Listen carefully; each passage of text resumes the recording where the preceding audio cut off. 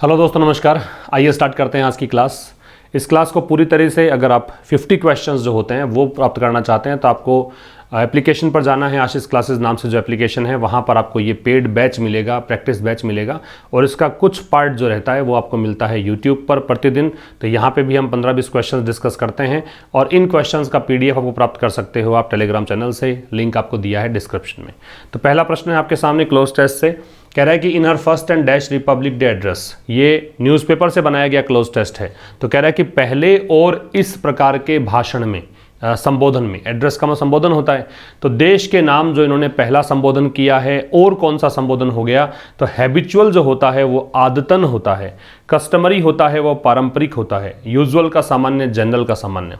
तो ये राष्ट्रपति मुर्मू का पहला भाषण था और पहला भाषण था और साथ साथ में कैसा स्पीच था, कस्टमरी, क्योंकि हर 26 जनवरी को राष्ट्र के नाम एक संदेश देना होता है राष्ट्रपति को, तो इसलिए यहाँ पे क्या आना चाहिए, कस्टमरी, कि ये पहला भाषण था और पारंपरिक एक प्रक्रिया है, ये पारंपरिक भाषण था। ठीक है। और कह रहा है कि डैश द फाउंडिंग आइडियल्स, और यहाँ पे क्या आना चाहिए, इन्होंने जो पहला भाषण दिया था उस भाषण में क्या हुआ, अपने पहले, है ना, इस स्पीच में क्या हुआ, तो इस स्पीच में राष्ट्रपति जो मुर्मू है उन्होंने फाउंडिंग आइडियल्स का मतलब होता है बुनियादी मूल्य। ये जो फाउंडिंग आइडियल्स आपको दे रखा है इसका मतलब है बुनियादी मूल्य। तो इन्होंने बुनियादी मूल्यों पर क्या किया, तो यहाँ पास्ट की बात कर रहा है, पहला स्पीच जो हुआ है पास्ट की बात कर रहा है, तो स्ट्रेस तो नहीं आ सकता, वर्ब की फर्स्ट फॉर्म है। बचे हुए ऑप्शंस में आस्क्ड, रीइटरेटेड और एंश्योर्ड।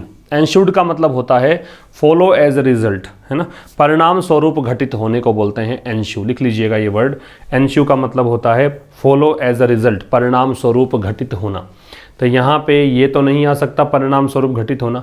आस्क्ड मतलब पूछा है या फिर किसी काम को करने के लिए कहा है, लेकिन आप पढ़ें इस सेंटेंस को, ऐसा भी कोई मीनिंग यहाँ पे निकलता नजर नहीं आएगा आपको। तो आपका आंसर आएगा रीइटरेटेड। रीइटरेट का मतलब होता है या तो एम्फसाइज करना, दो मतलब होते हैं इसके, एक तो होता है रिपीट करना, मीन्स दोहराना, और दूसरा इसका मतलब होता है एम्फसाइज करना। तो एम्फसाइज करना भी इसका मतलब है और रिपीट करना भी इसका मतलब है। तो द्रौपदी मुर्मू जो हैं उन्होंने क्या किया, उन्होंने फाउंडिंग जो आइडियल्स होते हैं रिपब्लिक के, गणतंत्र के, जो बुनियादी मूल्य हैं उन मूल्यों पर क्या किया। तो यहाँ पे स्ट्रेस डाला, प्रेजेंट में है इसलिए नहीं आएगा। आस्क्ड मतलब पूछा या कहा, तो यहाँ पे सेंस नहीं निकलता। और एंश्यू का परिणाम स्वरूप घटित होना होगा नहीं, इसलिए यहाँ पे जोड़ दिया बुनियादी मूल्यों पर। कब जोड़ दिया, जब 74th एनिवर्सरी जो है, 74वां जो ये गणतंत्र दिवस मनाया गया है उसकी पूर्व संध्या पर। तो एक फ्रेज होती है ऑन द ईव ऑफ, जब आप आर्टिकल पढ़ते हो तब भी आपको ये फ्रेज पढ़ाई जाती है, और वैसे भी आप न्यूज़पेपर्स अगर आप रीडिंग कर रहे हो तो उसके अंदर भी आपको ये मिल जाएगा on the eve of. On the eve of होता है, चाहे आप इसमें ऑप्शन ना देखें तब भी आपका आंसर आ ही जाएगा। तो यहाँ पे आपका जो आंसर आएगा ऑन आएगा। ठीक है, ऑन द ईव ऑफ का मतलब है पूर्व संध्या पर। फिर कह रहा है as the first tribal woman, अब ये पहली एक आदिवासी महिला है। ठीक है, ये पहली आदिवासी महिला है to dash the highest post in the country, जिनको देश में हाईएस्ट पोस्ट मिली है, सर्वोच्च पद मिला है, राष्ट्रपति का पद मिला है। अडेप्ट जो होता है वो अनुकूल बनाना होता है। ठीक है, अपने आप को एडजस्ट करना होता है, ढालना होता है। ऑक्यूपाई का मतलब प्राप्त करना है। एंटेल का मतलब होता है इंक्लूड करना, इन्वॉल्व करना, ये लिख लीजिए। एंटेल का मतलब है इन्वॉल्व करना, शामिल करना, इंक्लूड करना। और एम्बार्क है, इसका मतलब होता है स्टार्ट करना। एम्बार्क का मतलब क्या है, स्टार्ट करना। अच्छा, एम्बार्क के साथ में ऑन या अपॉन दिख जाएगा आपको, जब आप इसको एम्बार्क को देखते हैं तो यहाँ पे ऑन या अपॉन आपको नजर आ जाता है इसके बाद में। तो यहाँ आपका आंसर क्या आना चाहिए, यहाँ आंसर आना चाहिए as the first tribal woman, पहली आदिवासी महिला के रूप में, to dash the highest post in the country, जिनको देश में सर्वोच्च पद हासिल हुआ है, प्राप्त किया है। तो प्राप्त करने के लिए कौन सा वर्ड, ऑक्यूपाई। ठीक है, the 15th president of India, ये 15वीं राष्ट्रपति हैं भारत की, इज एम्ब्लेमेटिक। तो ये जो चीज़ हुई है ना, ये प्रतीक है, ये एक प्रकार से एम्ब्लेमेटिक है, एम्ब्लेमेटिक सिंबॉलिक है। ठीक है, प्रतीकात्मक है। Of the republics continuing journey, किसका प्रतीक है ये, कि गणतंत्र की अनवरत यात्रा जारी है, लोकतंत्र की अनवरत यात्रा जारी है, प्लूरलिज्म। ठीक है, अब यहाँ पे जर्नी किसकी है, ये एक तो डेमोक्रेसी की है, लोकतंत्र की है, दूसरा किसकी है, प्लूरलिज्म की है, बहुलतावाद की है। बहुलतावाद का मतलब है कि यहाँ पर भिन्न भिन्न जाति, भिन्न भिन्न धर्म के लोग रहते हैं, अलग अलग संप्रदाय यहाँ पे हैं, तो ये बहुलतावाद है, अलग अलग भाषा बोलने वाले लोग हैं, ठीक है। एंड एम्पावरमेंट, और यहाँ पे बात किसकी है, तो क्या कहना चाह रहा है एक बार फिर समझ लीजिए कि 15वें राष्ट्रपति के रूप में जो कि इन्होंने जो ये देश का सर्वोच्च पद प्राप्त किया है, पहली आदिवासी महिला है, तो ये दिखाता है, ये प्रतीक है कि गणतंत्र की लगातार यात्रा को दिखाता है। यात्रा किसकी है, लोकतंत्र की है, बहुलतावाद की है, सशक्तिकरण की है। एम्पावरमेंट, सशक्तिकरण, सशक्तिकरण किसका है, उन सेक्शंस का, उन वर्गों का। किन वर्गों का, तो आपके पास ऑप्शन क्या है देखिए, तो यहां पे वर्ग कौन से हैं, सशक्तिकरण किनका हुआ है, तो यहां सशक्तिकरण हुआ है, रोबस्ट का हुआ है। क्या रोबस्ट का मतलब तो स्ट्रांग होता है, भी रोबस्ट तो आप कर ही नहीं सकते, रोबस्ट का मतलब तो है स्ट्रांग, तो जो पहले से स्ट्रांग है उसका क्या सशक्तिकरण करोगे, तो ये तो कट जाएगा। वीकर है वो कमजोर है, ब्रिटल है वो भी कमजोर होता है, लेकिन ब्रिटल का मतलब आसानी से टूटने वाला होता है, भंगुर होता है। That is easily liable to be broken, वो हो जाएगा क्या, ब्रिटल।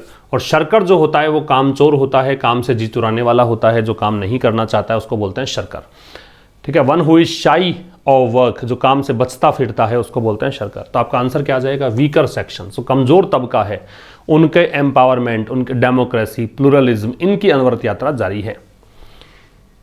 फिर देखिए the values of fraternity, fraternity का मतलब होता है भाईचारा, तो मूल्य जो हैं किसके, भाईचारे के, और किसका, और डेमोक्रेसी का, लोकतंत्र का। दैट इट्स फाउंडिंग लीडर्स, की जो उसके जो फाउंडिंग लीडर्स हैं, जो इसके संस्थापक हैं, aged into the genetic makeup. H का मतलब, एच जो होता है शब्द यहाँ पे, इसका मतलब होता है कार्व करना, मीन्स बनाना, एक प्रकार से फॉर्म करना। जैसे कोई चीज़ के अंदर थोड़ा सा क्या कह सकते हो कि खुदाई करके कुछ लिखते हैं, कार्व करते हैं, नक्काशी जो बोलते हैं उसको बोलते हैं एच्ड। तो जो वैल्यूज़ है फ्रेटर्निटी की और डेमोक्रेसी की, जो कि इसके फाउंडिंग लीडर्स ने बनाया, किसमें ढाल दिया, किसमें, जेनेटिक मेकअप में। मेकअप का बनाना होता है, जेनेटिक का मतलब है आनुवांशिक, मतलब जीन की संरचना से संबंधित जो होता है ना, आनुवांशिक। ऑफ द मॉडर्न नेशन, तो जो आधुनिक राष्ट्र, कहने का मतलब ये हुआ कि जो वैल्यूज ऑफ फ्रेटर्निटी की और डेमोक्रेसी की, जो इसके फाउंडिंग लीडर्स ने पहले ही यहाँ पे ढाल दिया था कि हाँ ये भविष्य का, ये आधुनिक जो आज दुनिया हम देख रहे हैं, आधुनिक जो राष्ट्र देख रहे हैं, उनकी परिकल्पना इन्होंने पहले ही कर दी थी। तो ये सब जो डेराइव हुए थे, ये कहाँ से डराई हुए थे, ये परिकल्पना कहाँ से आई थी, कैसे इन्होंने पहले से ही सब कुछ तय कर लिया था कि हाँ आधुनिक राष्ट्र ऐसा बनेगा, तो ये डराइव हुए थे। डराइव के साथ में फ्रॉम लगाते हैं। डराइव फ्रॉम का मतलब होता है उद्ग्रहित करना, कहीं से निकालना। और इसके साथ साथ एक वर्ड और आप सीखिएगा, इन्फर। इन्फर के साथ भी फ्रॉम लगता है और डराइव के साथ भी क्या लगता है, फ्रॉम। इन्फर फ्रॉम और डराइव फ्रॉम दोनों का मतलब ही क्या है, कहीं से निकालना, कहीं से प्राप्त करना, उद्ग्रहित करना। कभी आपने हिंदी के किसी पैराग्राफ के बारे में लिखा हो बचपन में, स्कूलिंग में, कि ये उपयुक्त पैराग्राफ जो है हमारी पाठ्य पुस्तक के इस पार्ट से लिया गया है ना, तो उसमें हम लिखते हैं, उसको ट्रांसलेट जब करते हैं तो उसमें इस वर्ड का प्रयोग करते हैं, इन्फर्ड फ्रॉम, डेराइव्ड फ्रॉम। और वैसे आपने कहीं पर कुछ प्रमेय वगैरह सिद्ध करी हो, या फिर कहें कि डेरिवेशन सुना होगा कि कहाँ से आया है, तो डेरिवेशन डेराइव से आता है। तो ये डेराइव हुआ है किससे, learnings of an ancient civilisation, जो प्राचीन सभ्यता है उनके ज्ञान से, उनकी लर्निंग से।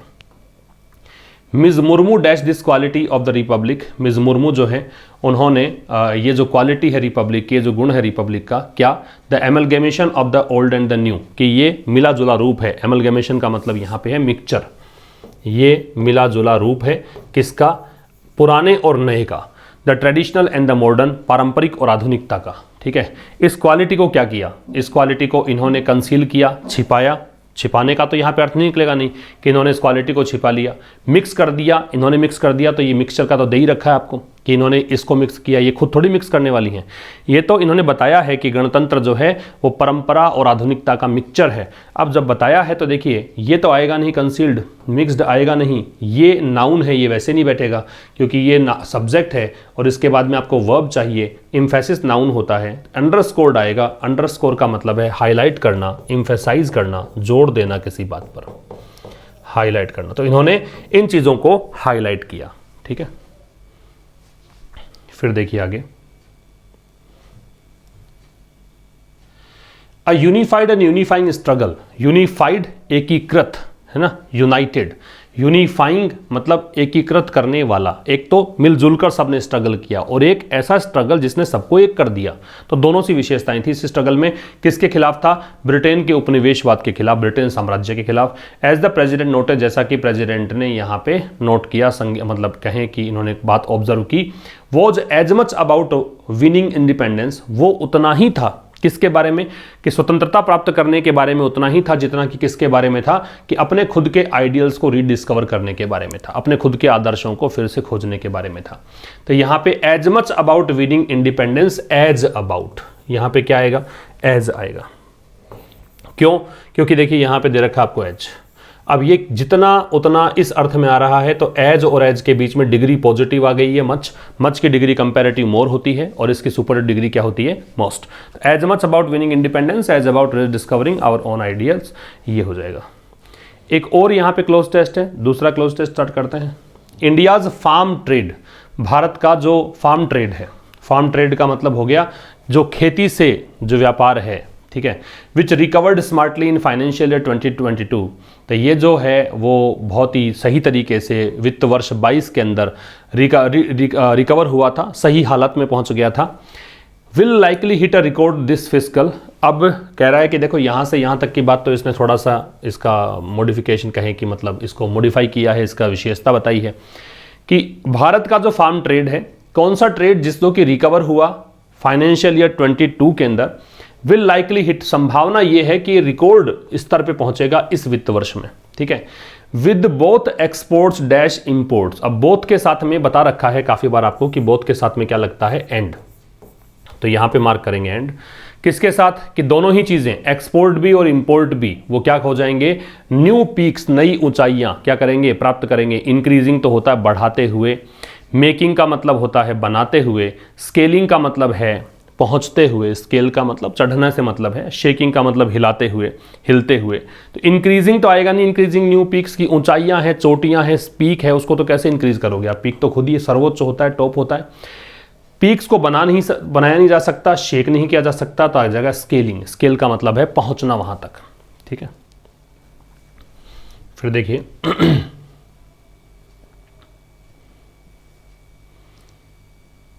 इसके बाद कह रहा है कि agriculture exports are expected to hit a fresh peak of $50 billion.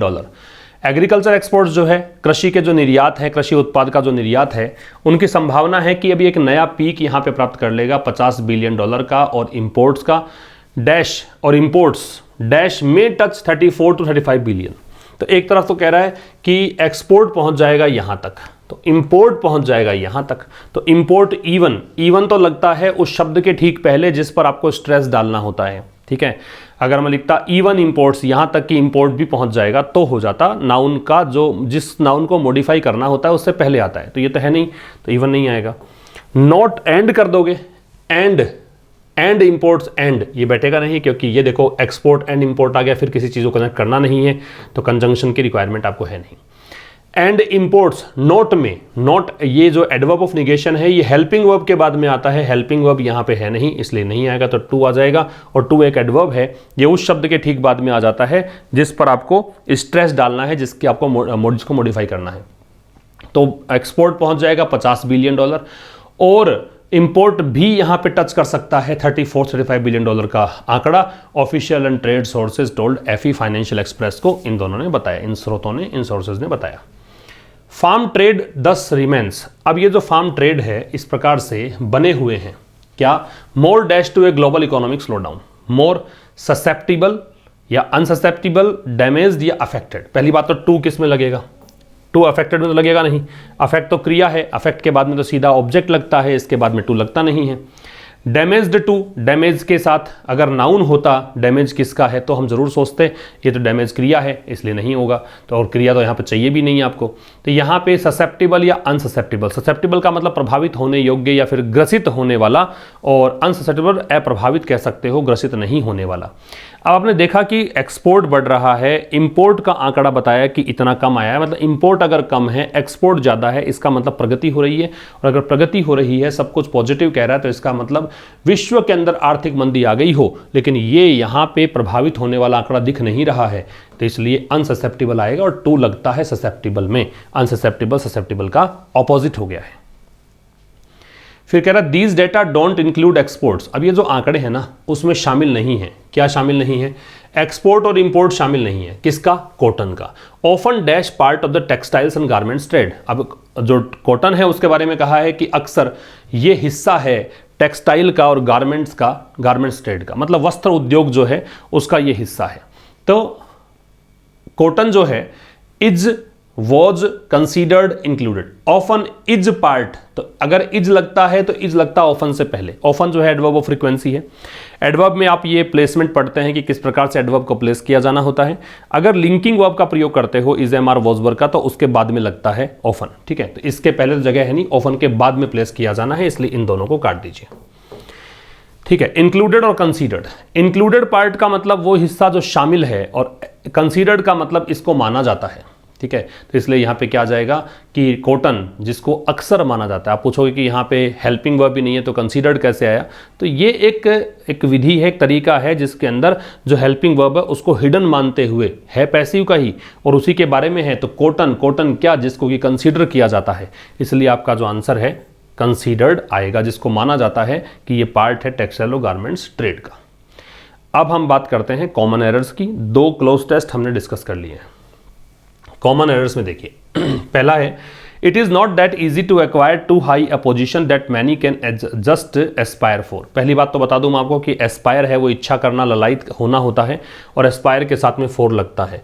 और केवल एस्पायर के साथ नहीं बल्कि कुछ और भी वर्ब्स है, जैसे यर्न होता है, विश है, या डिजायर है, या क्रेव है, ठीक है ना, या फिर लॉन्ग है, या एस्पायर है, इन सब के साथ में फोर का प्रयोग किया जाता है। इन सभी का मतलब ललायत होना, इच्छा करना होता है। ठीक है, एक तो ये ध्यान रखना है। अब इसमें देखो क्या कह रहा है, it is not that easy to acquire to high a position. अब ये इतनी बड़ी पोजीशन प्राप्त करना इतना आसान नहीं है जितना कि, अब ये टू लगा रखा है तो टू लगना चाहिए था ना, यहाँ पे टू के साथ में कॉम्बिनेशन किसका होता है? टू का। दैट लगा रखा है तो दैट किस में आता है? दैट आता है सो के साथ में, टू आता है तो उसके साथ में टू लगता है। अब ये दोनों कैसे पहचाने कि टू सही है कि दैट सही है? तो टू अगर आएगा तो इसके साथ में बेस फॉर्म आएगी, और दैट अगर आएगा तो आगे सब्जेक्ट आ जाएगा, एक क्लोज स्टार्ट हो जाएगा, सब्जेक्ट होगा, वर्ब होगी, है ना। तो इसका मतलब यहाँ पे देखिए दैट मैनी, मैनी यहाँ पे सब्जेक्ट है, can just Aspire, can Aspire verb है, इसका मतलब सब्जेक्ट है तो दैट अपनी जगह पे सही है, और दैट अपनी जगह सही है तो फिर टू नहीं आना चाहिए, क्या आना चाहिए? सो। तो so high a position that many can just aspire for, ये आपका आंसर होना चाहिए। नेक्स्ट पे आइए।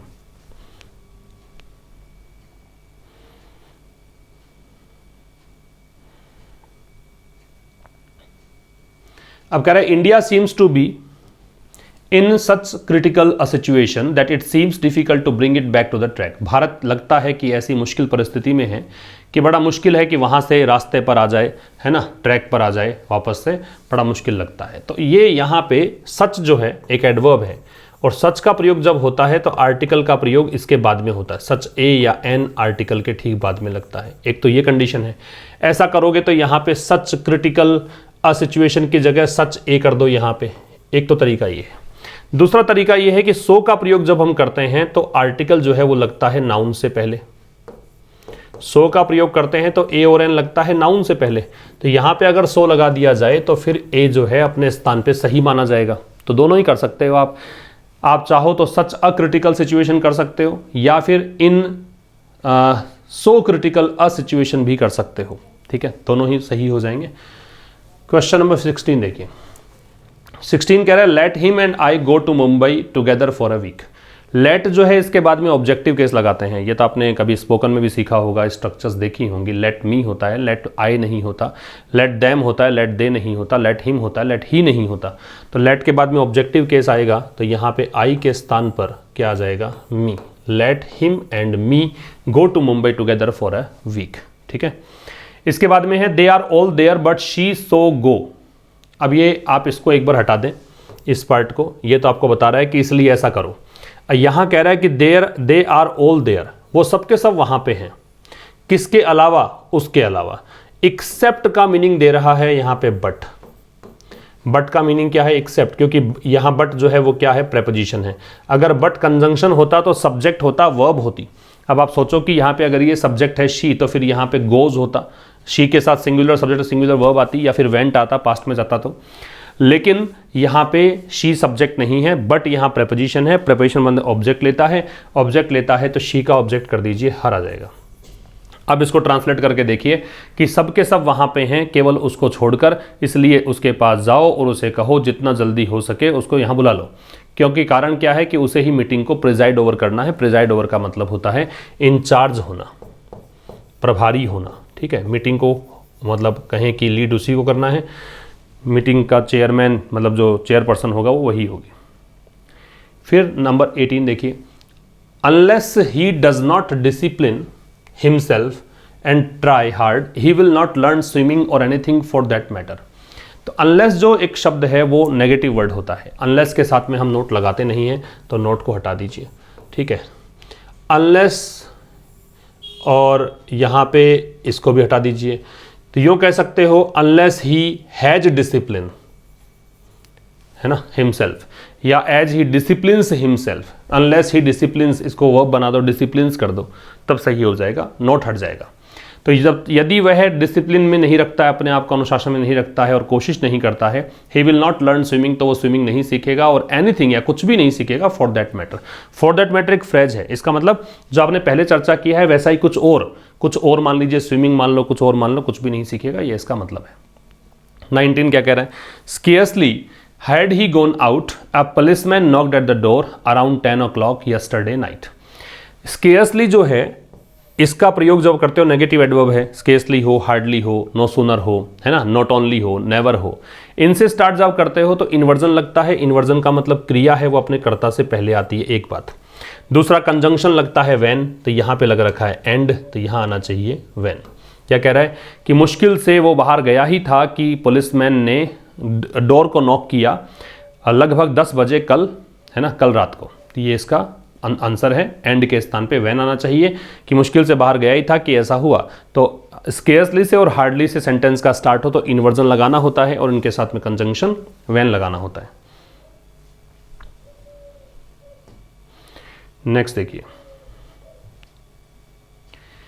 नेक्स्ट कह रहा है as Sachin Tendulkar is one of the greatest cricket players.